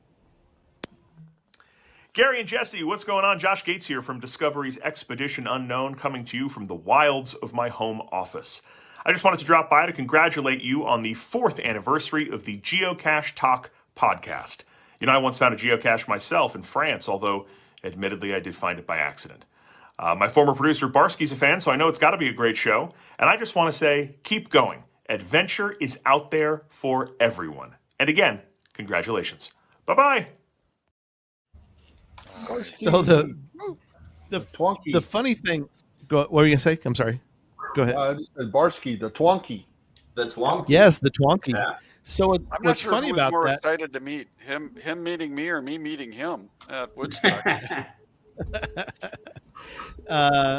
So Josh Gates was, this is, you can get these are cameo things, but the cool thing was that I was obviously no direct connection to Josh, but I do to Barsky, and Barsky still has a connection to Josh Gates, just of Discovery Channel, and so I asked through, it's like through the grapevine. So I asked Barsky about that, and Josh was he sent a note back to Barsky saying he does a lot of cameos, but he says he genuinely loved that we knew that he had found a geocache, and that we had that connection with him through not only the two things, through Barsky, he used to produce Expedition Unknown, and then also that he found a geocache, which was kind of funny. So it was kind of neat to, even though I don't, it was just a secondhand conversation, but it was still fun to hear from him about that. Oh, there you go. Yeah, Twonky. Yeah, he just posted that. He's done 1,000 counties now. Yeah, either today or sometime in the last couple of days, he just posted that. I was gonna bring it up before he even said it, but 1,000 counties. That's a legit cacher there. That's not a joke. Yeah, you found 1,000 counties. You're not joking around. So that's like 4 times Texas, almost. You're saying? Yeah. Oh yes, it is. Okay. Yeah. Do Tom or Charles or Tim? Do any of you guys know what your county total is? I have never figured out. I've never thought about looking at the county total. Oh, mine's way down. I don't do counties. You don't do counties? Okay. But I know Tom and Charles. I know Charles has done a lot. I don't know what my county total is. I'm under 600. I know that. Are you? Okay. I've finished Texas, Oklahoma, Hawaii, of all places. I think those are the 3 states I've done. Charles has done a bunch of states. The Twonky is slightly ahead of me. I'm at 956 counties. Dang, you better go on a road trip. Wow. Where do you find that at? Project GC is the easiest. Project GC. Project GC is probably the easiest place, but so I've completed Texas, New Mexico, Arizona, Utah, Colorado, Wyoming, Montana, Idaho, Delaware, and I am halfway. I'm more than halfway. I have 4 counties left in Nevada, and then I am over halfway done with Oklahoma, Georgia, and Florida. So we're actually taking Marcellus. Yeah, there you go. Marcellus is peeping on you. Thanks, Marcellus. We're actually taking a week off after Cache Fest. We're not coming back to home till the Wednesday after, but we plan on completing Oklahoma after Cache Fest while we're in Oklahoma. Yeah. Awesome. You got to be close on Washington too, aren't you? Or no? Yeah, I've got 1, 2, 3, 4, 5, 6, 7. Did you 8, visit 9, up there? 10. I've got 10 counties left in Washington to get. Oh, okay. So not bad. It's Karen 562. Yeah. Yeah, that's awesome. Okay, so there you go. Tom's got 659. Good. We're close. Wow. I at least beat Emily. I got 362. I looked it up. I had to look it up. But, the only reason I get a county is because there's a cache in it. I don't go looking for counties. Right. Yeah, I'm not into Kicks counties. has 721. That's good. Wow. Good numbers. All right.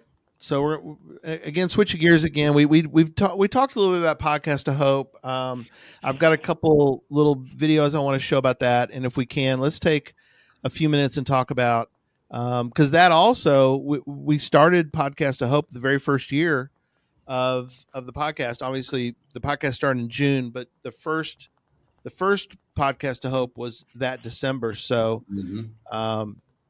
so I want to show a couple of cool little snippets. So let me find the first one that I want to show. Oh yeah, about Jim O'Hare. So we've had on some pretty amazing guests, and I'm gonna show this one. I'll give you a quick snippet of how we even got him on the show. So main character. Somebody pops in. I mean, you had some great. And I can tell you that a lot of that is because of Amy Poehler, because Amy really believed that was an ensemble show. That was not the Amy Poehler show. Right. That was an ensemble show because Amy doesn't have that. There's some egos out there that make, can be tough. That's not Amy. Amy wanted a funny show with funny people. And so her goal was that we would all shine. Perfect. Hey, Jim, before you go, this is Joshua Johnson. I just want to say I met you last month with my son at GalaxyCon, and he said you give the best hugs ever. Aw, that's sweet. That's awesome. Chris Pratt always said I gave the best hug. It's true. It's confirmed. And I just want to say to everybody that's watching, Jim is a genuine guy, a big heart. And I just want to thank you too to come on this show. It was great meeting you last month, and thanks for being here. So the real quick story about Jim was, again, I paid a few bucks and got him to come on a cameo. And the crazy thing is that I had asked, it wasn't like a birthday, they'll do them for like birthdays or anniversaries or stuff like that. But of course, mine's a little different. I was asking him, would you do a short cameo for us for Podcast of Hope? We're raising money for St. Jude. And the way that this works is that you send your stuff to Cameo. Cameo contacts the celebrity. The celebrity sends it to Cameo. Cameo sends it to you. So you don't have any actual. You can send, and it's a very tiny text message that you're sending to Cameo. So that's the bad part too. Is it's very short. So you got to be very, very concise in your request because it's very small. But I sent that to Cameo. Cameo sent to them. Jim O'Hare sent me a message directly and said, I want to let you know that I went kind of long because I guess they give them sort of a certain amount of time that they want them to do the video. So the one that he did for us is a little bit over the 2-minute mark or whatever that we showed on the Podcast of Hope. Mm-hmm. But he sent me a note and says, if you need me to redo it, I'll redo it for you. No problem, no charge, but I wanted to go longer because I'm just a big fan of St. Jude and helping the kids. And so I sent him a note back and said, I appreciate it. No, we're good. But I figured, hey, I got a shot. I got his email address. I might as well, I said, if you're available and you would like to come on, here's the link for the show. And so, it's just a flaw, it's just a, you're just throwing, why not? Yeah, why not? Yeah. Well, So I no threw risk, it out no there. reward.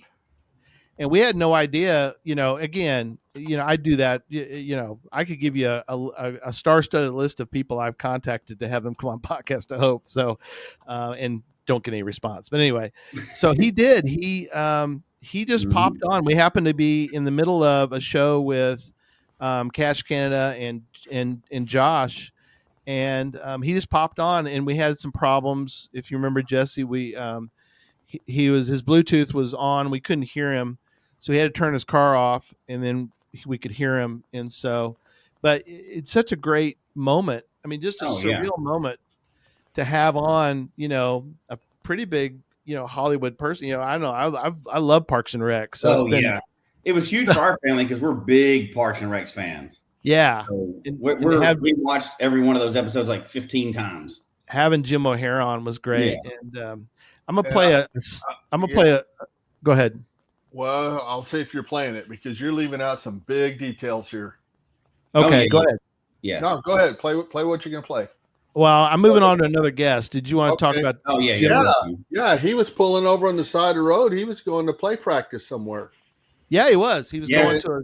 And then on the spot, he donated, I think, $500. Right? Yeah, he sure did. No, you're right. You're exactly right, Tom. It was a real deal to him. Yeah, that was not just like some. I mean, obviously, he's not getting any press from us, right? He's a huge megastar. We're nobody, and he donated right after that, and nobody's going to know about that. That's not going to help him in his career. Like, he's huge, but he was legit 100% wanted to donate to St. Jude.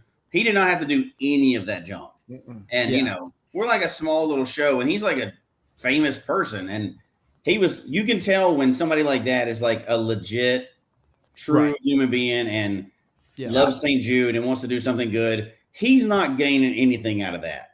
Nothing at all, And he gave more to St. Jude than we paid for the thing in the first place. So it worked out for us great. Exactly. But, that's one of those things. And obviously we're a much smaller show at a niche audience, but when somebody takes the time like that to honor St. Jude and help us honor St. Jude, that's just a legit dude right there. I'll be a fan of his forever.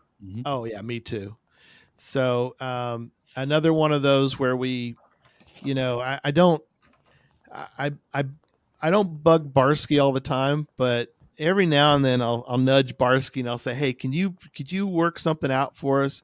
So one Podcast to Hope, we did this. You did some behind the scenes things sometimes, which I really appreciate. Yeah, because we screwed up and we didn't care. I mean, we started including, as part of the show, is Mike would tell you, it was probably one of the more successful parts of our show once the whole dirty thing sort of subsided, when we would get things that are less dirty, more interesting people and interesting jobs, of course. But, we were able to feature a lot of the behind the scenes stuff and just as part of the show. It was great. Right. It was the only reason the show stayed on the air for as long as it did. I mean, honestly, we got through the first season and we had checked most of the Dirty Jobs boxes that we wanted to do, but we were also, shooting a show in a fairly traditional way. And one of the first big conversations Barsky and I had was, in our industry, they call it breaking the fourth wall. So just the behind the scenes camera that's always rolling. But really, I don't think we broke the fourth wall so much as we ignored it. And if you let that clip really play out, what you would see is the process of us literally cobbling the show together. So having Mike Rowe on was great. We've that had was a popular one.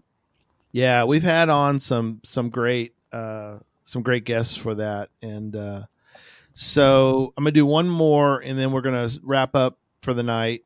But I couldn't not show this one. So I think we've pulled the curtain back on this one before too, Jesse, but we're given a link to things in at St. Jude as far as their branding. They give us a link to their backstage kind of videos that they've approved and use, and they let other people who are raising money for St. Jude, they're allowed to use, they want you to use their material. So, so this one always gets me. So I'm going to show it. Chemotherapy treatment can take months, even years to complete. To a child, 2 years can feel like forever. So when patients at St. Jude finish chemotherapy, we celebrate with a no more chemo party. 1, 2, 3. Our patients have the cutest SMILEs. Our patients have the sweetest HEARTs. Oh, we love to see you every day. But now's the time you get to say, pack up your bags, get out the door. You don't get chemo anymore.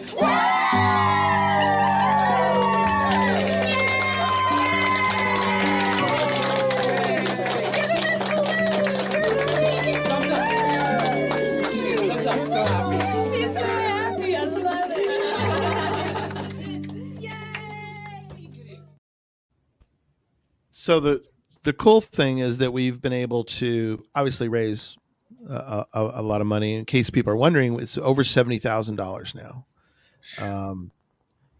Over the years. So that's been a blessing, I think, for St. Jude. And it's just they've really they don't really have a lot. I mean, most of their money is raised through other fundraisers that aren't podcasts. I mean, we're kind of they obviously love to have us. They didn't really have a place for us for a while, and so we're in fact we're still in with the gamers. So because there's people that will raise money. They'll play. They'll do the video games, and they'll raise money during a gaming type session where people watching other people play games. I always think is crazy, but that's for another show. But they have obviously their traditional, 5K runs or, golf tournaments. And Jesse, your wife used to work there. So, I mean, there's, but they have really embraced this kind of idea. And I don't know if there are others yet. I know we got a note the other day, and I've got behind me too, our fundraising thing. Here, I'll grab it real quick. But let me get it off the wall. All right. So we've been working with Tiltify for years now, and we've got our little banner, and within the banner, it's got we get little. We're supposed to get another pin, by the way, Jesse, to put on our fundraising thing. So Tiltify is sort of their formatted way of doing things, and so it's been really a great thing to be a part of, and they really have come a long way. And what's funny is that it's really come a long way with us too, because if you remember early on, it was kind of like the show, the first show, which we had the whiteboard.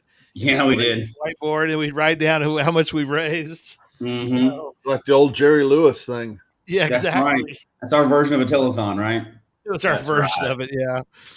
So crazy stuff. So, well, let's give away some more, coins, and then we'll go around the room and talk a little bit about maybe what we, any closing thoughts. So, again, hashtag GTN. If you're just now joining us as we sort of get to the end there, but let me bring up the wheel, and let's get some more wheel spinning going. If anybody has not put in hashtag GTN into the chat, go ahead and do that now. We have less entries than we have people watching live, so I want to make sure everybody gets a chance. Yeah, everybody get a chance. And while they're doing that and you're pulling up that wheel, I'll go ahead and give you my closing question that we can go around with. That sounds good. Have a chance to think about it, right? So my closing question is, what do you want to see in the future of Geocache Talk Network? I'll let everybody think about that kind of as we kind of go through. And I'll even start first when we get done doing because I've got an idea of it. But so I don't put everybody on the spot, which is one of my favorite things to do. But I won't do it tonight. What do you want to see in the future of Geocache Talk Network? And then we'll go to the giveaway. All right, cool. You want all of us to answer too, or no? You just talking about people? No, I want everybody to answer. That's your part of your final closing thoughts. Oh, okay. I'm obviously going to put you on the spot, but I'm being nice and giving you a few seconds to think as we do the giveaway. Give you some minutes while we do. Okay, so let's give away our. We have 4 more to go, John. We've had 6 winners so far, Gary. Okay, so we need to do 2 more. So we're doing 8. 8 for the 8th annual. So we got 2 more to go. So let's do the 2. And then we'll do closing thoughts, and we'll all have to answer Jesse's crazy question he asked us. That's right. Quiz. Haha. All right. Here we go. So let me bring up the... There we go. And I'm going to hit the draw button. Here we go. Push the button. We're just waiting. It's spinning. Spinning. There it is. Family. Congratulations, Steve. They're winners. Way to go. All right. We got Do the winners know one how more, to claim and then the I need to prize, explain. Gary? Yes, I'm going to explain. Okay. Because I also have an audio. We're going to have an audio winner. So yeah, I'm going to Okay. tell people how they can do it. You're right. Thank you, though, sir. Because when we're going to do one question that you don't want to answer tonight, but you want to answer in an email. So, because we won't give that one away till next week because we want everybody to get a chance on the audio side of things. So, all right, here's next one for tonight. The wheel's spinning. It's spinning for the audio listeners to know what we're doing. Pathfinder 33. Oh, Ravenclaw. Congratulations. Pathfinder. Nope. Ravenclaw, Tia. She's been with us really since back in the, like she said, back in the cache and release days, the old, the early days, old podcast. Yeah, the real early days. So, all right. So, I don't know who does anybody want to go first? She had an event yesterday. I was going to go to. This guy. I got my hand up before Charles. Call me. Pick one of those guys over there. Over there. All right. Okay, go ahead. Go ahead, Charles. I think you said did you say it was No. Pizza Ninja beat me to it. Let him go first. Okay. I was just quicker this time. I don't know if he can follow up what I have to say. Oh man! The gauntlet has been issued, Carl. Wow! The gauntlet has been issued. Shots fired. My thing, what I have to say, and I appreciate Jesse asking this, and as we were talking about the podcast of hope, as we were talking about all these are things that we've all accomplished as a geocaching community, and I think that's pretty awesome. We all know fellow geocachers are just such incredible people, but I mean, raising that kind of money is great. Let's raise the bar even more this coming year and help out St. Jude even more. I think that would be awesome. Let's keep on talking about all those great things that geocachers are doing and how we're playing the game. One of my goals for this coming year, if you look at everybody on the show, I've co-hosted a show with everybody on here except for one person. I've co-hosted with Chad, Gadget Talk, co-hosted with Tim, Challenge Talk. Yep. Co-hosted with Charles on Geocache Talk. Yep. Co-hosted with Tom on Puzzle Talk. Co-hosted with Jesse on Geocache Talk and Deep Dive. Co-hosted with Gary on Geocache Talk and Deep Dive. I'm looking forward to co-hosting a show with Emily. I've never co-hosted a show. I would love that. I So would looking love forward to that. that. I really appreciate when you stepped in really short notice for me this year, and but it meant I missed co-hosting with you. So we man. need to make that happen. I was happy to do that. And if it's Pizza Talk or Challenge Talk or some other talk, I'm just so happy to do that. You're just open to it. All right. Yeah, I think so. And those who don't know behind the scenes kind of look, every time I have pizza, I send Gary a message of pizza. Yep. Chad too, usually Charles. Jesse doesn't really reply to my pizza texts or messages, which is okay, Jesse. I still love you, maybe in a different way, but I still love you. Just saying. I'm not good at social media as you are. I'm sorry. Yeah, it's okay. It's okay. But I'm just saying pizza talk or challenge pizza. Challenge pizza TD. Challenge pizza talk. Oh my, I love that. Pizza Wall of Fame talk or something. Pizza challenge.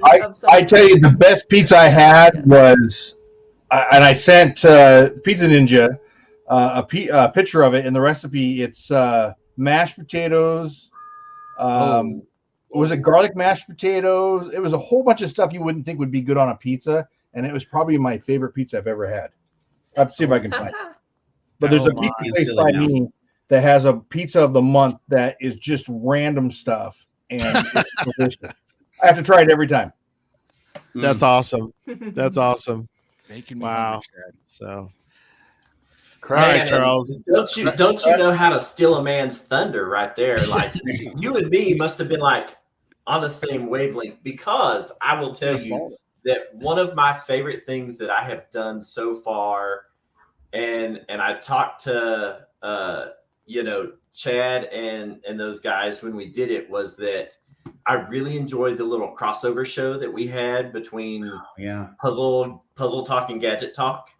I really like that. And I think that there's room for us to do some more collaborations between the shows within the network. And so, like you were saying, I am looking forward to trying to figure out how to cross puzzle talk into challenge talk so that I can do a show with, with Emily and old Merlin sitting over there and whatnot, and I have enjoyed when you have stepped in and been a co-host for the show, or when you and I have gotten to work together. I've done plenty of shows with Gary and Jesse, but I would like to see us do some more in-house collaboration, crossover style shows because sometimes there are parts of this that can co-mingle together. And in that, I'd like to see some of us. So, you and I must have been on the same wavelength, because that's exactly where I went when Jesse asked the question, was like, man, if we could have a little more like co-collaboration, crossover shows, whatever you want to call it. And in that, it's dill pickle pizzas. When that happens, it is dill pickle pizzas. Loving this dill pickle pizza talk. Love it. That wasn't my answer, but I love it too. I love it. Yeah. Since mine goes into that vein, I'm going to go next. So, again, thanks to everybody for making the network run. The Geocache Talk Network has been a wonderful part of my life, and all of y'all have been so great. Shout out to Derek, who unfortunately couldn't be on tonight, but all of y'all have been wonderful. And my thought, since Jesse stuck us on the hook, I think what we're going to do, you like the executive order there that I'm pulling? I can pull. No, we're ready. What's it going to be? So what I think would be fun, and maybe we could do it around the Podcast of Hope area time frame, the December month, is we could do a White Elephant podcast where we would randomly pick, sort of like from a hat, who's going to be on, who's going to produce for each of the shows. So who knows what kind of connections we might have. It might be it might be Tom and I doing challenge talk. I mean, who knows what could happen, and with Jesse having to do the producing. I don't know. We'll have to, well, it was a good run for 8 years. Yeah, no, it did. So much for that. I don't know. That was my thought. Maybe we'll do that. Maybe we'll do a white elephant thing for that. Or we'll do some sort of swap. Maybe just one person swap, where I leave So and many good somebody ideas. else. Yeah, so that would be funny. But yeah, so it was fun putting together tonight. There's so much that has gone on. We really couldn't even fit it in, but 8 years, and it's been it's been a blessing, and it's been great fun. So back to whoever. Well, I'll go next. I have absolutely loved our community leveling up and accepting the challenge we put out there, whether or not you guys can make it to Cache Fest to turn in your passports. And so I think it would be fun if we can level this up to something bigger than a Cache Fest challenge and see what we can put out there for all of you. Because you guys are rocking it, and it's really feeding the excitement on what you can accomplish in your own way in your community. And I just want to do that. I want to have that community challenge friendly competition going on. Cool. I love it. All right. Well, I'll go next only because I don't want to go last, but I'll stick somebody else with going last. So yeah, I greatly appreciate being part of the network, and I'm still the new guy, and will be until we bring in some other show. But it's true. It's been great on both sides of the community. I think we have a wonderful audience, and again, thank yous to all of them.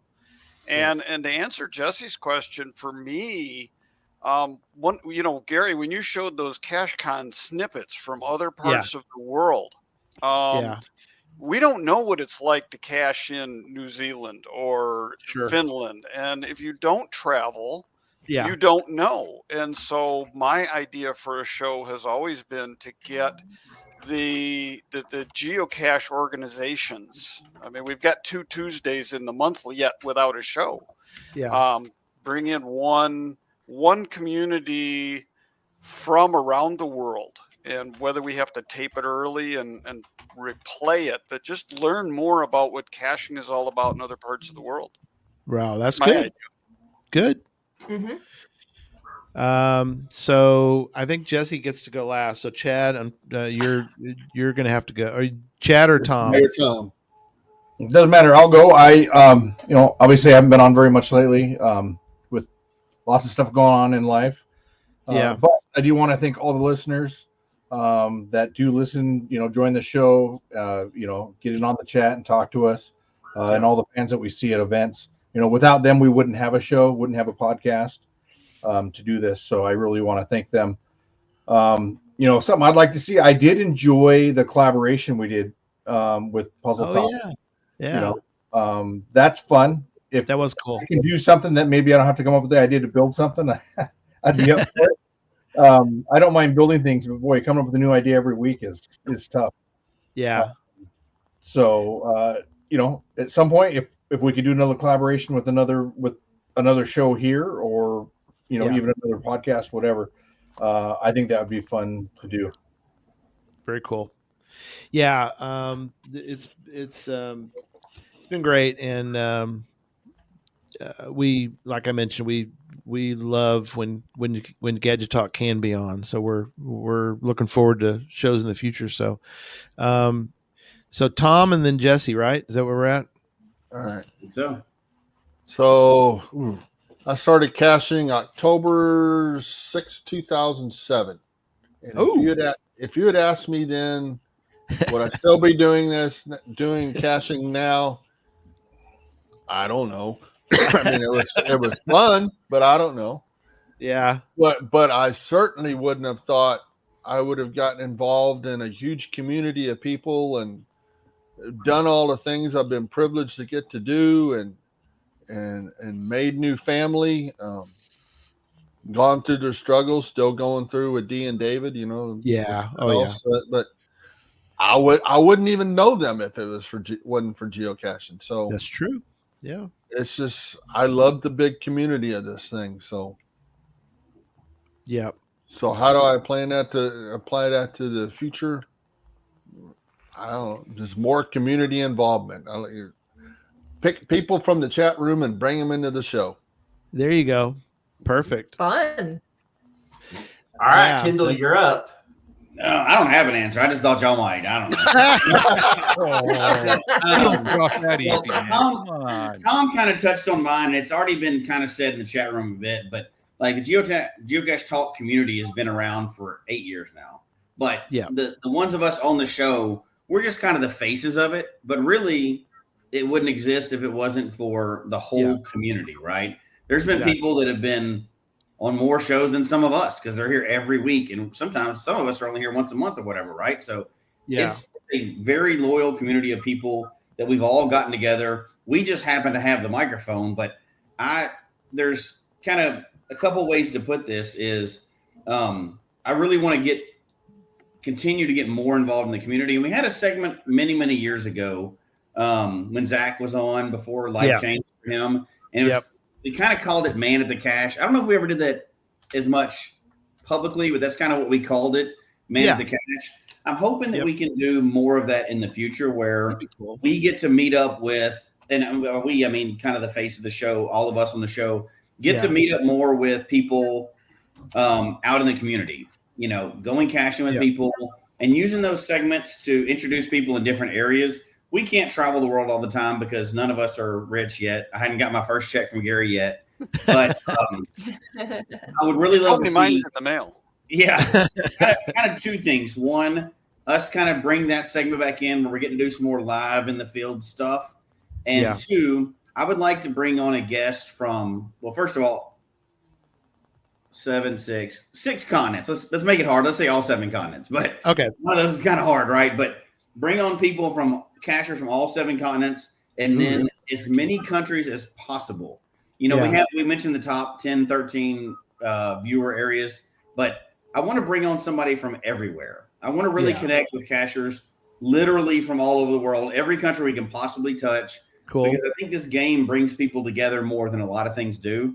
And I want to continue to build that community and not just a one-way connection, right? Like not just us talking to them, but I want to have people back on, meet people in the field, do that kind of stuff. Sometimes the funny, doing something live sometimes goes well, sometimes doesn't, right? And you have people on.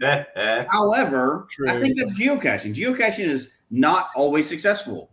The DNF part, which we never talk about, is a big part of the game. And just like this, I really want to continue to build that community, not just with us and the community, but the community together, and kind of build this as like the family that it's become for a lot of us over the years, and do more stuff in the field, do more stuff live from events, do more stuff like that in the future coming up. So not just people recognizing us, and like I joked about earlier, somebody telling me about our podcast, that was funny, but that's funny. Those people that don't get to be on the show all the way, so we can't have everybody on the show, but people be able to connect together, like this being a big community, and we'd be able to connect those people together as well in the wild. And whether that's competitions like Emily mentioned, or like Tom bringing people on the show, or any of that stuff, I want to continue to build that community in the future, whatever that looks like. Now, we're obviously also going to come up with crazy, stupid ideas, and some of them will fail and some of them will work, over the years coming up. But that's the big thing I want to push, is be able to bring this community together, whether it's like leaderboards that we didn't get to talk about, or stash hunt, or one of those things. Those have really brought people together, and we've met people out of that we still talk to today from years ago. And that's, I think, the most valuable thing that's come out of this, first of all, outside of Podcast of Hope. Podcast of Hope is always number one for me, and I will re-sign every year just for that. That contract I keep signing with Gary every year, I'm going to re-sign it just for that. But exactly. Outside of Podcast of Hope, building this community of people, like I did it just yesterday, or was it yesterday or the day before? I was stuck at a cache, and I immediately had people to reach out to and go, phone a friend. I know tons of people that can go help me solve this puzzle on the spot. It's great. I love that. And I think that's one of the most valuable things that we can ever do, besides providing a service of information, is connecting the community of geocachers together. And I hope we continue to get to do that for years to come. Yeah, that's perfect. Yeah. All right. So a couple final notes. If you did win a prize tonight, send us your mailing address to geocachetalk@gmail.com, and we will do that. And if you're an audio listener, I have a question for those that are audio. And if you want to send in your answer, again, send it to geocachetalk@gmail.com, and I will pick a winner at random that gets the answer right. Yeah, so not totally random. not completely random. You got to give us the right answer. So me too. Yeah. So the question is going to be the person who has been on the Geocache Talk network the most as a guest. Not these clowns. Not Are we supposed to answer that or no? What's that? Are we supposed to answer that? No. Okay. Yeah, don't answer it. Now that's for the audio listeners to answer. Send me the answer to that question to geocachetalk@gmail.com. If you get the answer correct, you will be in the running to win one of the coins that we're giving away. And so if you win, I will then send a note back and ask you for your mailing address. So you don't have to send that unless I let you know that you're a winner. So, all right. So Tuesday, challenge talk, right? Challenge accepted. Yeah. All right. So next show is Tuesday. What are you guys covering on Tuesday? If you we're going to have another conversation. Yeah, with Bloody Cool about building the practicalities of building challenge trails. Oh, nice. That's awesome. Yeah. All right. Well, we'll see everybody then. And again, thanks everybody for being on tonight. Thank you all. We'll see everybody Tuesday. So all right. Let me say good night. Let me find the good night. Take care, everybody. I gotta find the little doodad because it's a great doodad. I like our ending. It's in the other show. Yeah, that's for another show. And then we're out. And we're done. We push And the bye. button. Okay. Push the button right. 8 years and we're still figuring this out. Good night.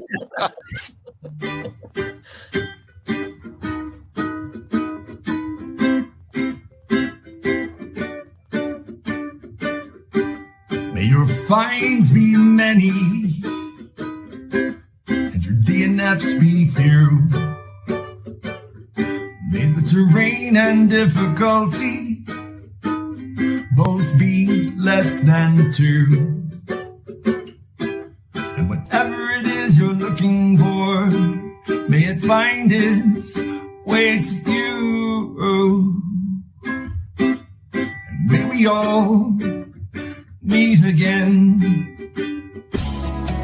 Folks, we hope you've enjoyed the show tonight. Please email us your comments at geocachetalk@gmail.com. Don't forget to follow us on Twitter, Instagram, and Facebook. The show can be found on Apple Podcasts, Stitcher, Radio Public, or Spotify, as well as at the Geocache Talk website. Don't forget to click that subscribe button below and ring that bell notification so that you can see and hear the show on a weekly basis. And tell your friends about the show. Get them involved with us in the chat room. And until next week, don't just talk about geocaching, go geocaching.